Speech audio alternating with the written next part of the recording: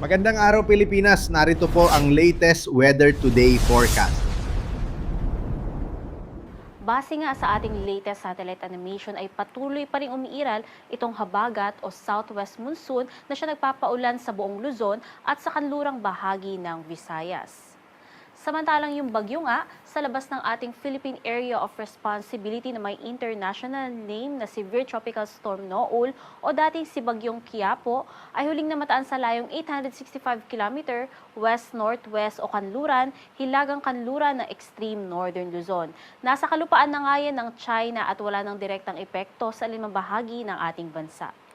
Sa magiging lagay nga ng panahon dito sa Luzon, asahan pa rin natin yung mga pag-ulan na dadalhin ng abagat dito sa may parte ng Ilocos Region, maging dito sa Zambales, Bataan, Tarlac, Pampanga, Bulacan, Metro Manila, Cavite, Laguna, Batangas at sa buong Mimaropa Region.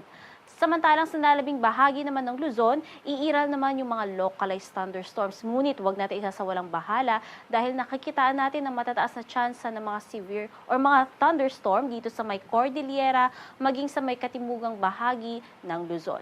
Agwat ang temperatura dito sa Tuguegarao aabot ng 25 to 36 degrees Celsius, Metro Manila 26 to 32 degrees Celsius at sa Legazpi 23 to 33 degrees Celsius. Sa magiging lagay naman ng panahon dito sa may Palawan, Antique at Aklan, habagat pa rin ang iiral dyan, kaya asahan yung mga kalat-kalat ng mga pag-ulan, pagkidlat at pagkulog bukas.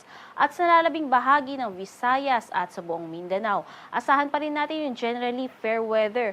Ngunit matataas ang tsansa ng mga localized thunderstorms, lalong-lalo na sa hapon, especially nga dito sa may Zamboanga Peninsula, Northern Mindanao, Barm at Soc-Sargen. Agwat ang temperatura sa malaking bahagi ng Visayas ay 26 to 32 degrees Celsius, kasama ang Zamboanga at sa may Davao naman 25 to 34 degrees Celsius. Sa magiging kalagayan naman ng ating karagatan, wala tayong nakataas na gale warning kaya malayang maglalayag lahat ng sasakyang pandagat. Iba yung pag-iingat lang sa papalaot dito sa may kanlurang bahagi ng Luzon dahil yung mga pag-alon magiging katamtaman at aabot ng 2.5 meters.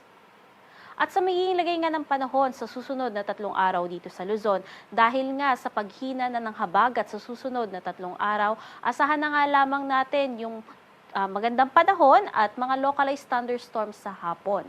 Especially nga dito sa may Central Luzon at Southern Luzon na kung saan sa susunod na 3 araw, mas matataas yung tsansa ng mga pulupulong mga pag-ulan, pagkidlat at pagkulog. Ganyan din yung panahon na nakikita natin sa Visayas.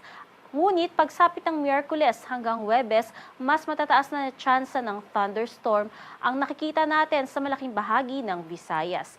At sa Mindanao naman, magandang panahon din ang aasahan dahil nga sa paghina ng habagat, ngunit pagandaan pa rin ang mga localized thunderstorms, especially nga sa may Zamboanga Peninsula, Northern Mindanao, Caraga at Davao Region.